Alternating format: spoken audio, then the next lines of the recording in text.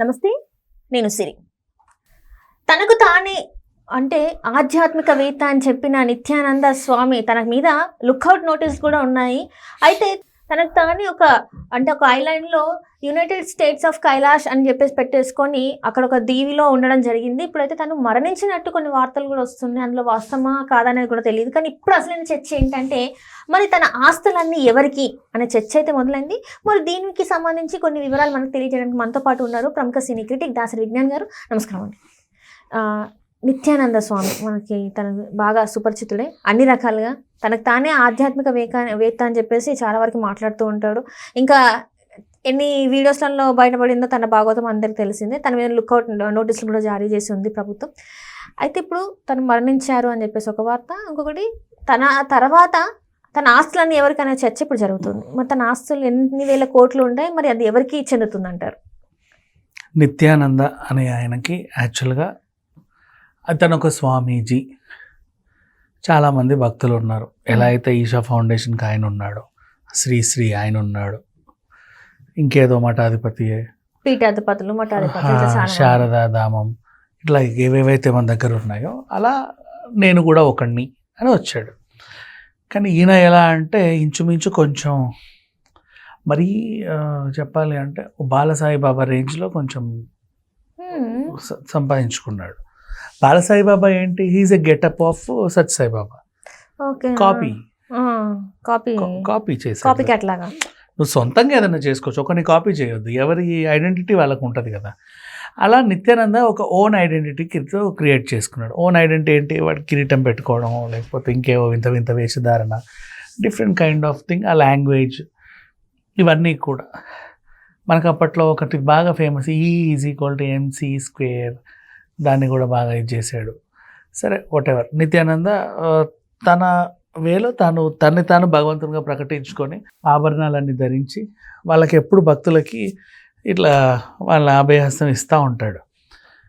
అలాంటి టైంలో ఆయన మీద కొన్ని ఆరోపణలు వచ్చాయి. మా అమ్మాయిలని తీసుకెళ్తున్నాడు, మా అనుమతి లేకుండా మోటివేట్ చేస్తున్నాడు, వాళ్ళలో కలిపేసుకుంటున్నాడు అని చెప్పేసి కంప్లైంట్స్.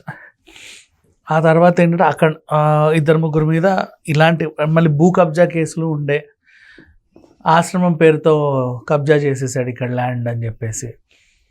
ఇలా అంటే ఇప్పుడు నువ్వు ఉన్నావు, ఫర్ ఎగ్జాంపుల్ నువ్వు నా డివోటీ, నీకు ఏం లేవు మొత్తం, అంటే బాగా ఆస్తులు బాగున్నాయి, ఆ బాద్రాబందీ ఏమి లేవు, నీ తదనంతరం ఎవరు లేరు, ఉన్నా కూడా నువ్వు ఇవ్వవు ఎవరికి. నువ్వు మొత్తం కళ్ళు మూసినా కళ్ళు తెరిసినా నీకు నిత్యానందని నమ్మేస్తున్నావు. నువ్వేం చేస్తావు? సరే స్వామి, మీరు నాకు మోక్షం ప్రసాదించి, సరే నీకు అవకాశం ఇస్తా, ఏం చేయను. ఇక్కడ నుంచి ఎక్కడ ఉంటారన్నావు నువ్వు? ఫర్ ఎగ్జాంపుల్ పలానా ఏరియా కదా, అక్కడ నేను ఒక ఆశ్రమం నెలకొల్పుతున్నాను, నీ భూమిలో నేను ఆశ్రమం పెడుతున్నాను, ఎప్పుడు నీ ఒడిలోనే నేను ఉంటాను, ఇదే నీకు ఇచ్చే వరం. ఇండైరెక్ట్ గా అవి కబ్జా చేసేసుకుంటున్నాడు. వరం ఇస్తుంటే కబ్జా అంటావేంటమ్మా? మా భాషలో కబ్జా సార్. ఏమో మరి, అలా అనకూడదు, తప్పు. ఆయన మన ఒడిలోకి వస్తున్నాడు. అదే మేమైతే ఇక్కడ ఎవరైనా అట్లా చేస్తే మేము కబ్జా అనేస్తాం, పోలీస్ కేసులు కూడా పెడతాం. సో అలా అబ్బా స్వామి, ఇంతమందికి ఉన్నా కూడా భాగ్యం మాకే దక్కింది, నాకు దక్కింది అంటే. ఇప్పుడు నీకేంటి, ఒక టెంపుల్లో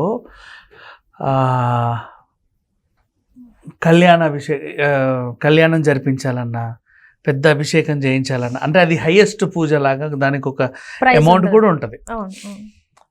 అంటే అంతకు మించిన భాగ్యం నాకు దక్కింది. నీకు అర్థమైందా? సాక్షాత్తు అసలు నాకు ఇచ్చేసారు. ఇప్పుడు తిరుమల తిరుపతికి వెళ్ళావు, సాక్షాత్ స్వామివారిని కప్పిన వస్త్రమే తీసి నీకు ఇస్తే అసలు ఇంకెలా ఉంటావు? నువ్వు ఆగుతావు అసలు భూమి మీద? అసలు ఉండదు, ఛాన్సే లేదే.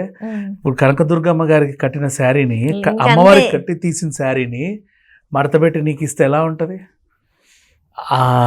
అంతకు మించి ఇక 1000 జన్మల పుణ్యం లాగా ఫీల్ అవ్వాలి దీన్ని. నా భక్తులందరూ జస్ట్ నా దగ్గరకు వచ్చి వెళ్తారు, నేను మాత్రం నీ ఒడిలోనే ఉంటాను. నీ ఒడిలో అంటే ఎక్కడ? నీ ప్లేస్లో. నీకెక్కడ ఉంది ప్లేస్? పలానా చోట 5 ఎకరాలు ఉంది. ఆ 5 ఎకరాల్లో ఒక చిన్న ఆశ్రమం పెడతా, అప్పుడప్పుడు నేను వస్తూ పోతూ ఉంటా, విజిట్.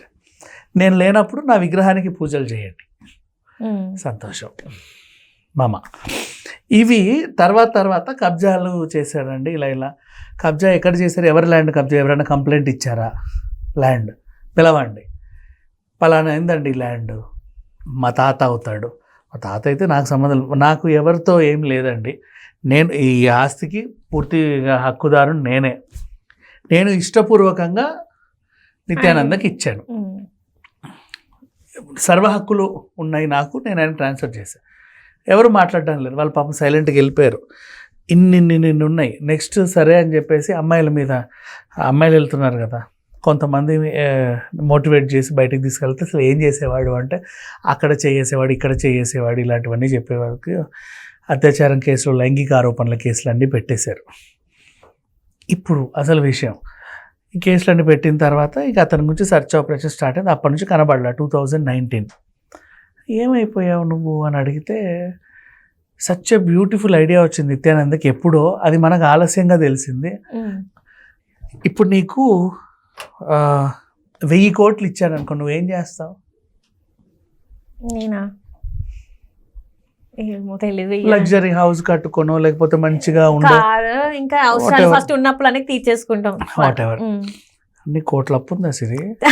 అట్లానే కాదు, అట్లా నార్మల్ గా చెప్తున్నా. So what ever. అంటే ఒక ద్వీపం ఓ దేశం నాదైతే ఎలా ఉండు అనే ఫీలింగ్ కొంతమందికి ఉంటుంది. అపర కుబేరులకి వాళ్ళు ఏం చేస్తారంటే ప్రపంచ పటంలో అక్కడక్కడ చిన్న ద్వీపాలు ఉంటాయి, ఆ ద్వీపాన్ని కొనుక్కొని సొంత దేశంగా ప్రకటించుకుంటారు. వాటర్స్ అలా రిచెస్ట్ ఆప్షన్ కూడా ఉంది. ఇది ఎప్పుడో చాలా రేర్గా కొంతమంది బాగా డబ్బున్న వాళ్ళు చేస్తారని ఉంది కదా, దాని మీద ఎప్పుడో కన్నేశాడు నిత్యానంద. అలా ఒక ద్వీప దేశాన్ని కొని పెట్టుకున్నాడు ఆల్రెడీ. కొని పెట్టుకొని ఎప్పుడైతే ప్రాబ్లం వచ్చిందో అక్కడికి వెళ్ళిపోయాడు. అక్కడ తీసుకెళ్ళడానికి సీ రూట్, ఎయిర్ రూట్ కూడా రెడీ చేసుకున్నాడు. సీ రూట్ రెడీ చేసుకున్నాడు, హ్యాపీగా వెళ్ళిపోయాడు. నేను అంటే ఈ ఎయిర్పోర్టు, ఈ పోర్టు, ఆ పోర్టు, ఏ పోర్టు నుంచి వెళ్ళకుండా పడవ మార్గంలో ఎక్కడికో వెళ్ళడం, అక్కడ నుంచి ఇంకెక్కడికో వెళ్ళడం, మార్గం మధ్యలో ఆ క్రూజ్ షిప్ని ఎక్కే ప్రయత్నం, అలా కొన్ని రోజులు ప్రయాణించి కైలాసకి వెళ్ళడం. మొత్తాన్ని తప్పించుకున్నాడు, డబ్బులు బాగా వెచ్చించి. ప్రైవేట్ యాచ్స్ కూడా ఉన్నాయి, ప్రైవేట్ షిప్స్ కొన్నాడు ఒకటి పెద్దది. ఇలాంటివి చేసి ఆ దేశం వెళ్ళిపోయాడు. ఒక్కసారి వచ్చిన తర్వాత రిలాక్స్, ఇక్కడికి ఎవరు రాలేడు, జెండా పాతిండు, యునైటెడ్ స్టేట్స్ ఆఫ్ కైలాస, ఇది నా సొంత దేశం, ఎవడైనా ఇక్కడికి రావాలంటే పాస్పోర్ట్ ఉండాల్సిందే. కరెన్సీ కూడా ప్రింట్ చేసుకున్నాడు, సొంత కరెన్సీ. అవన్నిటికీ కూడా ముందే ప్రణాళికలు సిద్ధం చేసుకొని ఇక్కడి నుంచి వెళ్ళాడు. అంత గ్రౌండ్ వర్క్, అంటే ఇది వెళ్ళిన తర్వాత చేసుకున్నవి కాదు, ఇది ముందే గ్రౌండ్ వర్క్ అంతా చేసుకున్నాడు. అయితే ఈలోపు ఈయనకేంటంటే ఎట్లా కైలాసకి వెళ్దాం అనుకున్నారు, ఎలాగో వెళ్తున్నాం కదా, ఎక్కువ మందిని తీసుకెళ్దాము, అక్కడ మనకి ఎక్కువ మంది ఉంటారని. ఎక్కువ మంది మహిళలను తీసుకెళ్తే సంతానోత్పత్తి ద్వారా అక్కడ ఎక్కువ మంది పుట్టి ఆ దేశం ఎక్కువ అవుతుందన్న భ్రమలో ఇక్కడ నుంచి వీళ్ళందరినీ పట్టుకెళ్ళాడు. ఇంకా వీళ్ళని తీసుకురా అంటే కొంతమందిని బలవంతంగా తీసుకురావాల్సి ఉంటే అప్పుడు వాళ్ళు పెట్టిన కేసులు ఇవి. దాంతో ఇతని మీద సెర్చ్ ఆపరేషన్ స్టార్ట్ అయితే వదిలే, ఆమెను వదిలేసి నువ్వే తొందరగా వచ్చే, మళ్ళీ మనందరం దొరికిపోతామని వెళ్ళిపోయాడు. వెళ్ళిన తర్వాత స్థాపించుకున్నాడు దేశాన్ని. అయితే అక్కడి వరకు ఓకే. మార్గం మధ్యలో ఇతన్ని ఎవడన్నా, ఇప్పుడు నేను నిత్యానంద, నువ్వు కక్కుర్దానివి, ఓకేనా, నేనే దేశం పోతున్నానని నీకు తెలుసు ఆల్రెడీ, నువ్వు నన్ను చంపేసి నా ఆస్తి అంతా తీసుకోవచ్చుగా, నా సామ్రాజ్యాన్ని నువ్వే హెడ్ అవ్వచ్చుగా. ఇక్కడ గంగూబాయి కతియావాడి స్టోరీ గుర్తొస్తుంది. గంగూబాయిలో ఆ పిన్ని వీళ్ళందరిని అక్రమంగా తెచ్చింది, కానీ గంగూబాయి ఏం చేసింది, ఆ పిన్నిని చంపేసి తను వీళ్ళందరికీ రాణిలాగా అయిపోయింది, హెడ్ అయిపోయింది. బట్ ఆ డబ్బులన్నీ గంగూబాయివే. ఈ టైప్లో మంచో చెడో వాట్ ఎవర్ నిత్యానందని బాగా అనుచరులు దారిలోనే చంపేసి తర్వాత మనందరం కలిసి వెళ్ళి మన దేశాన్ని మనమే స్థాపించుకోం. కానీ నిత్యానంద లేడన్న వార్తని బయటికి చెబితే మన మీదకి దండయాత్రకు వస్తారు. ఇది ఎప్పుడు నిత్యానంద ఉన్నాడన్న భ్రమలోనే ప్రపంచాన్ని బ్రతికించేసి మన బతుకులు మనం బతుకుదాం అనుకున్నారని నాకు డౌట్. ఓకే, మీకు డౌట్? నాకే డౌట్ ఇది. ఎందుకు అంటున్నాను చెప్పిన, ఎప్పుడైతే ఇక్కడ నుంచి వెళ్ళాడో అతను పాత వీడియోలే, కొత్త ఇక్కడ నుంచి బార్డర్ దాటినప్పటి నుంచి అతను ఒక్క వీడియో బయటికి రాలా. కానీ కైలాస స్థాపించడం నిజమే, కరెన్సీ నిజమే, ఇవన్నీ నిజమే. మధ్యలో మొన్న శివరాత్రి రోజు ఏదో ఒక లైవ్ లో వచ్చాడు అని చెప్పేసి ఆ లైవ్ అది పాత వీడియో. నిన్న ఉగాది కూడా పంచాంగ శ్రవణం చదివాడు అని కూడా చెప్తున్నారు. అది కూడా రాంగ్ వీడియో, పాతది. అవునా? అన్ని పాతవే.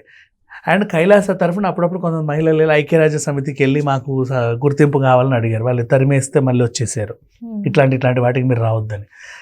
అండ్ ఇప్పుడు ఏంటంటే వీళ్ళు ఉన్నారు కదా, ఈ సైన్యం అంతా కూడా 20 మంది పక్కన బొలివియాకి వెళ్ళారు.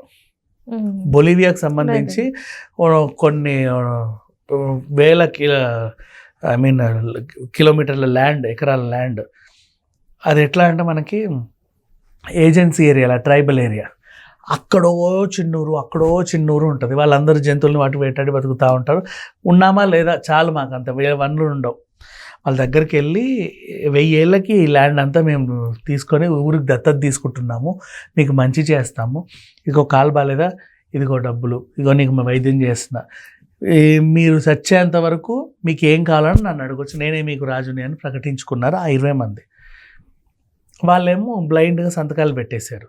ఇప్పుడు బొలివియా ఉలికి పడి, ఓ నాయన మా ల్యాండ్ ఇట్టెట్ట చేసుకున్నారు, ఇది ఎప్పుడు వినలేదే, ఇంత తెలివితేటలతో కూడా మనుషులు ఉంటారా అని ఇండియాకి చెప్తే, ఇండియా అండ్ బొలివియా కూడా ఒకసారి చూసింది. ఈ టైంలో వచ్చినటువంటి న్యూస్, ఆయన జీవ సమాధి అయ్యాడు అని ఒక ప్రకటన వచ్చింది.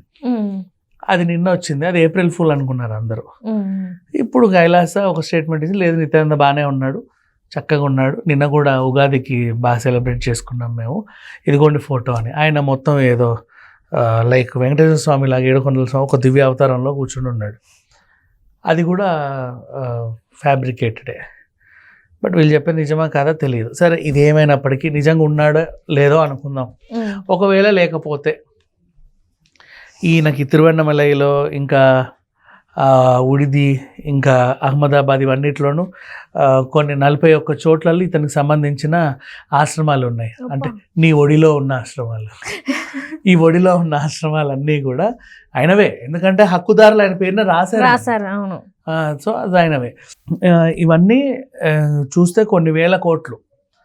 సరే, ఇప్పుడు నిత్యానంద లేడు, మరి ఈ 1000 కోట్లకి ఆ ఆస్తులకి అధిపతి ఎవరు అంటే, కొంతమంది రంజిత పేరు, కొంతమంది వాళ్ళ అల్లుడు పేరు వస్తుంది, పేర్లు చెబుతున్నారు. మోస్ట్లీ చాలా మంది, ఎందుకంటే మేనల్లుడు సొంతం అని ఇస్తున్నారు. కానీ ఆశ్రమం గురించి పూర్తిగా నిత్యానంద తర్వాత బాగా తెలిసింది రంజితకే, బాగా మెయింటైన్ చేయగలదు. ఏది జయలలిత తర్వాత శశికళ లాగా అన్నీ ఈవిడికే బాగా తెలుసు.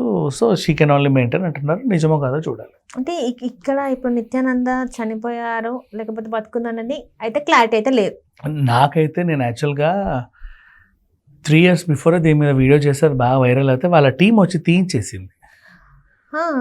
ఇది తీయండి అంటే, సరే ఆ ఛానల్ కూడా రిమూవ్ చేశారు. అప్పుడే చెప్పాం ఈయన బతికిలేడు 3 years ముందే.